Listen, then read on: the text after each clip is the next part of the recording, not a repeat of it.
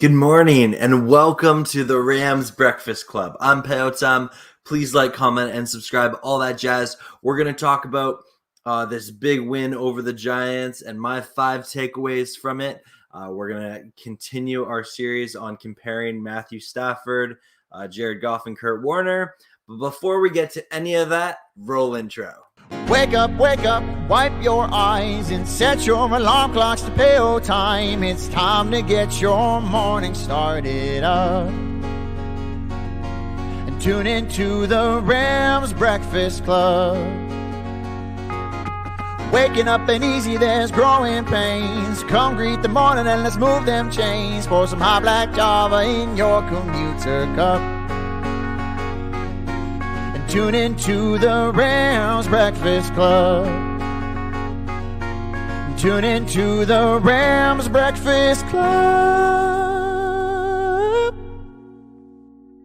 Yes, indeed. This is the Rams Breakfast Club. Welcome in. Good morning, good afternoon, good night, whenever you're watching this. I normally like to try and do these live when I can, but with the nature of work and all that life, you just do it when you can.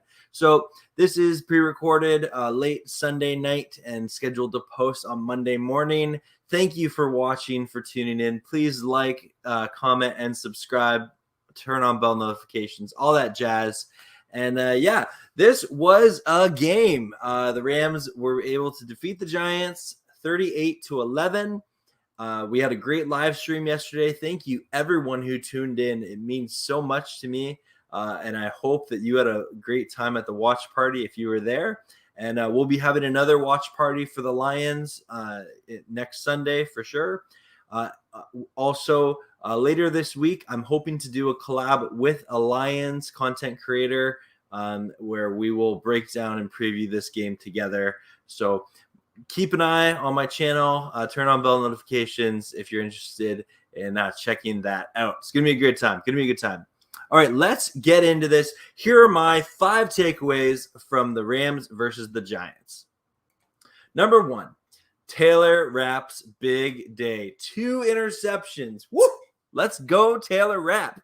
So it's no secret that Taylor Rapp is often criticized in the Rams community. Often he is guilty of blowing coverages or something like that.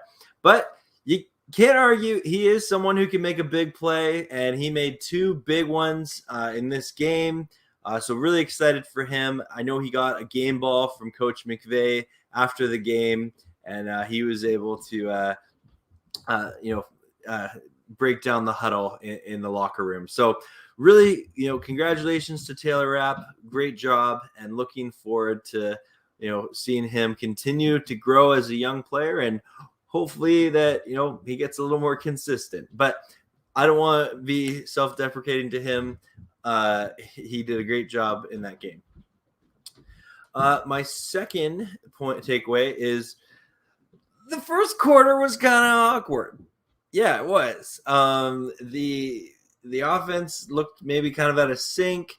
Thankfully, the defense only gave up a field goal, but they gave up a couple of big third down conversions, which you don't want to see.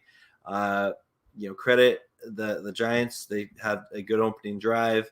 And I do think this game is maybe a little bit different if the Giants it would be different if the Giants were healthy. I don't want to pretend like we beat the Giants at their best, because we didn't, but that's part of football.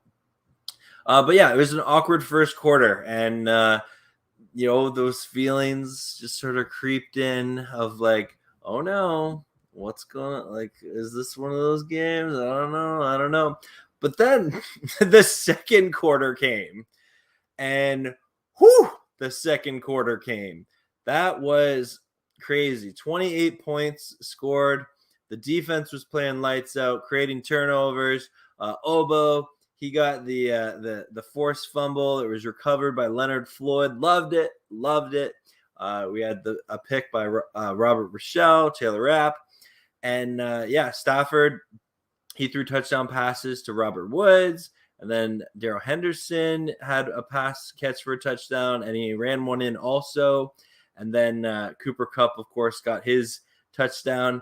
And it was just a fun quarter. And one of the best quarters we've seen from the Rams in a long time. That was definitely the best quarter of football the Rams have played all season. So loved it. Would love to see that, in every quarter. But we'll continue to, treasure that quarter forever. Anyway, takeaway number 3 is Matt Stafford's effect with Kupp and the other wide receivers is noticeable. And I put this in here because, like, Cooper Kupp had chemistry with Jared Goff. They did. Robert Wood had chemistry with Jared Goff. It's different with Stafford. Stafford throws the ball different.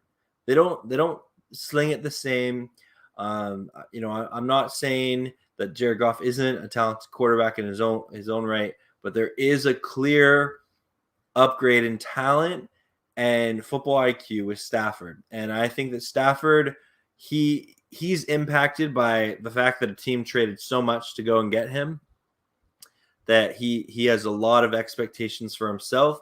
He knows this is an opportunity to revive his career, because the reality is his career wasn't going anywhere in Detroit, just with the way that their season's going. They're going into another rebuild. But Stafford's definitely impacted this team top to bottom, and you like to see that out of your quarterback. Yeah. Takeaway number 4 goes hand in hand with that. And instead of Stafford, McVay's desire for greatness is inspiring. It really is. I loved in the post-game press conference, McVay very much congratulated the player. He was typical McVay of saying good things. Oh, there's some things we need to work on, but some nice things there. But you actually kind of felt McVay was a little ticked off at himself, at some of the aspects of the way the team performed in that first quarter to get off to the slow start. And I just think that accountability and desire for greatness is really something that inspires this team, but can also inspire, us in our daily lives, whether you work at, a grocery store or a movie theater, or you're in an office, or you're in sales, or you're a teacher, or whatever. Knowing that you're not playing up to your potential, that's frustrating, and you should get frustrated by that. And I appreciate McVay, showcasing that in the press conference. I encourage you to go watch it if you haven't. But I definitely am so thankful Sean McVay is our coach. He is now 41-0 when leading at half. He does have an opportunity to break the record for that particular stat streak is held by Bill Belichick at 42-0. So we're going to see if Sean McVay can get it done against against the Lions and then the Texans, and see if we can break that record. It'd be really cool. My 5th and final takeaway is something that I was looking at the stats at the end of the game, and I was so perplexed. And I'm like, I can't believe I didn't notice this. For the 3rd game in a row, Terrell Lewis, our outside linebacker, has a sack. Yeah, that's awesome. And, Terrell Lewis, he's very much a player that I know a lot of Ram fans cheer for. And it's cool to see him, working into the rotation and contributing. But you can't argue with results. He is benefiting definitely from playing next to Aaron Donald and Leonard Floyd. But that's great. 3 games in a row with a sack. Well done, Terrell Lewis. Awesome. And I look forward to continuing to see him develop as a young player as well. So let me know in the comments below, what were your takeaways? Do you agree with my takeaways? And I'm looking for, I'm looking forward to talking football with all of you in the comments. All right, next segment here is going to be our Kurt Warner in the 01 season versus Matt Stafford in the 2021 season versus Jared Goff's 2018 season. And I know this segment is pretty popular, and there's some people that find this weekly update every Monday really interesting, as I do. It's a passion project of mine. And this week is kind of interesting. because after 6 weeks of play during the 2001 season, Kurt Warner had 1,779 yards. Matt Stafford is at 1,838 yards. And Jared Goff is still leading technically after 6 weeks from his 2018 campaign. He had 1,928 yards. Now, Stafford has the most touchdowns with 16s to Warner's 13 and Goff's 12. Warner and Stafford both had 4 interceptions, and Goff had 5 interceptions. Interesting note, though, both Goff and Warner were 6-0. Stafford's 5-1. And we'll continue to monitor this. The Rams franchise passing record is 4,830 yards. I'm really curious to see if this is something that Matt Stafford's able to, break within a 16-game stretch. He's currently on pace to get it. And we'll continue to see how, if Stafford each week can add to his total. I do think it's within the realm of possibility he breaks this record in 16 games. He's done it before. I think he can do it again. But let me know in the comments below what you think. I want to hear from you. All right. That is it for my 2 main segments. I just want to do one other thing here today, reading off the kind of upcoming schedule for the Rams, just because this is kind of interesting. So let me bring it up here. Not that. That's last year's schedule. Rams schedule. Here we go. Yeah, so we have the Lions coming up with Jared Goff. And like I said, I'm going to be previewing that with a Lions YouTuber later this week. So stay tuned for that. And then we have the Texans. So this can kind of be considered our easier stretch of games. After that, we have a Sunday night game with the Tennessee Titans, and then another primetime game the week after that where we take on, for the first time this season, our division rival, the San Francisco 49ers. So big games coming up. I think it's important that the Rams will be able to get ahead and keep stacking these wins. We do have the Cowboys, which are also 5-1 in the NFC. The Cardinals are ahead of us at 6-0, and they also, because they beat us, so they have a whole lot of tiebreaker over us. But I'm optimistic that we are going to get this done, and I'm hoping that the Rams can claim this number 1 seed in the NFC. It's still within the realm of possibility, absolutely. We do got to win some big games, but we also got to win these games that we're expected to win, just like we did yesterday against the Giants. Anyway, thank you so much for watching. Please like, comment, and subscribe, all that jazz. I am so thankful for each and every one of you who watch these videos.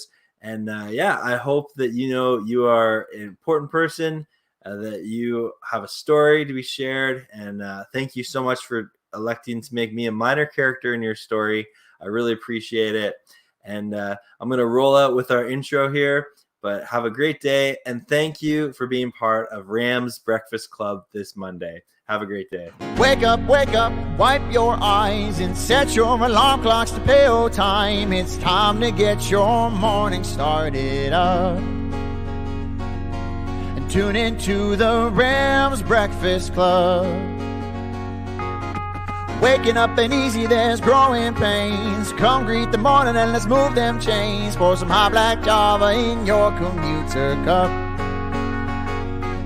And tune into the Rams Breakfast Club. And tune into the Rams Breakfast Club. Go Rams, horns up.